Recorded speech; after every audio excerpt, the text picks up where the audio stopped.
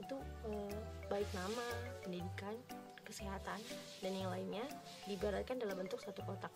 Nah, pasti terhasilkan kan banyak kotak yang lain. Belum lagi kotak-kotak yang berasal dari orang lain, baik itu orang-orang di Indonesia maupun orang-orang yang ada di dunia. Sehingga dapat kita simpulkan apa sih sebenarnya big data itu secara sederhana. Dan jadi big data itu ialah himpunan data yang besar tidak mampu diolah oleh sistem komputer atau perangkat lunak konvensional yang memiliki karakteristik tertentu, yaitu volume, variety atau varietas, dan velocity atau kecepatan. Assalamualaikum warahmatullahi wabarakatuh. Baik, di sini saya akan menjelaskan tentang karakteristik dari Big Data. Karakteristik Big Data itu ada 3 atau disebut dengan 3P. Yang pertama volume atau disebut dengan ukuran, yang dimana ukuran media penyimpanan data yang besar dan tak terbatas. Jadi datanya ini dia semakin lama semakin besar.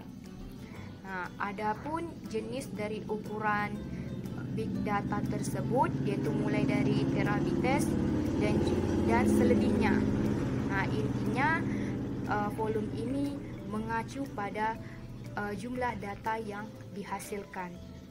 Yang kedua variated atau disebut dengan beraneka ragam.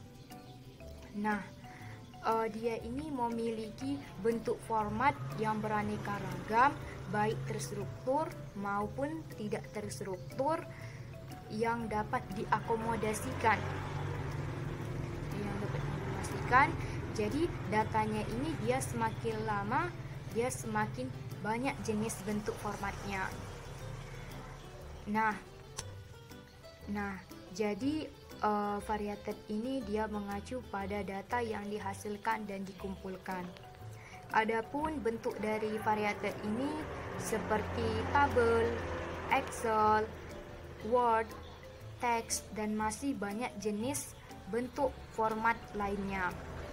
Nah, yang ketiga itu velocity atau disebut dengan kecepatan.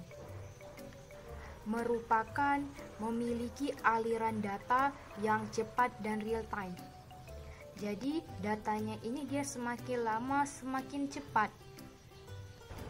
Jadi velocity ini merupakan pertumbuhan data yang dibuat.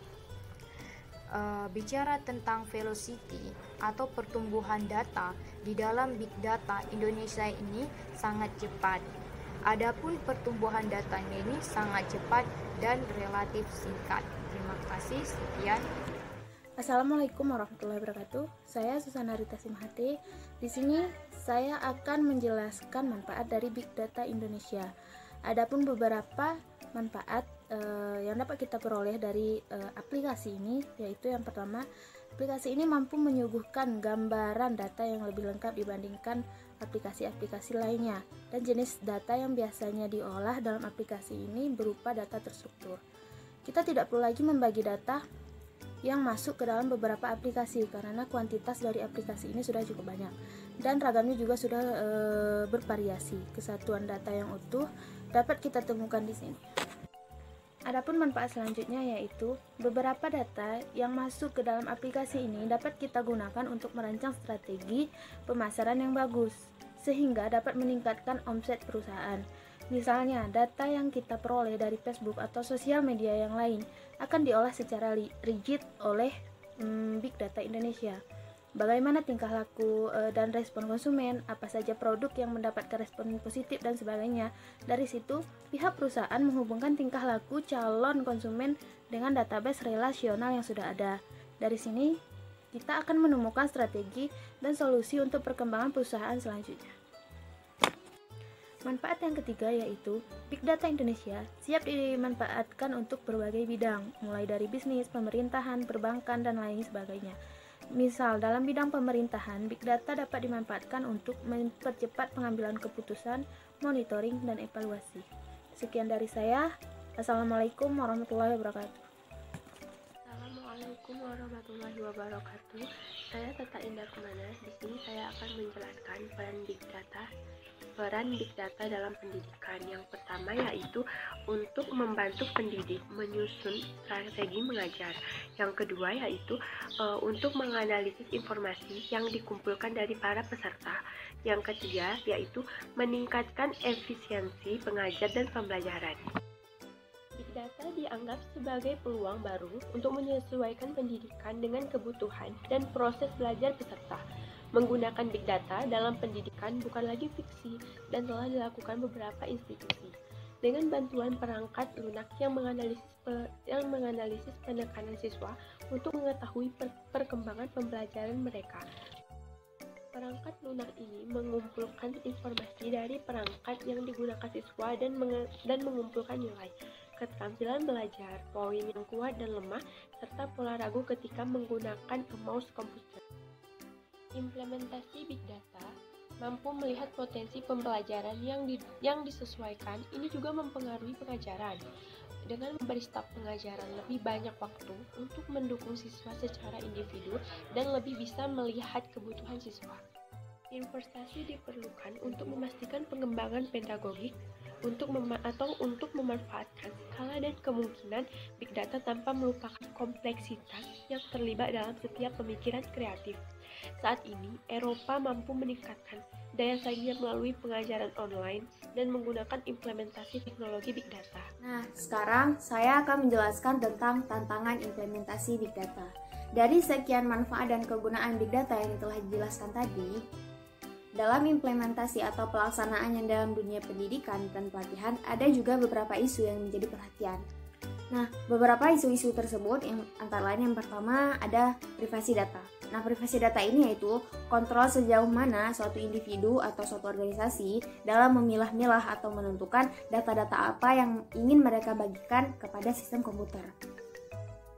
Nah, yang kedua yaitu ada kerahasiaan. Nah, yaitu kerahasiaan ini hal yang berkaitan erat dengan hal atau suatu informasi yang dibagikan hanya kepada kelompok tertentu atau individu tertentu dengan harapan informasi atau hal tersebut tidak diberitahukan kepada orang lain dengan atas tanpa seizin pemberi informasi tersebut.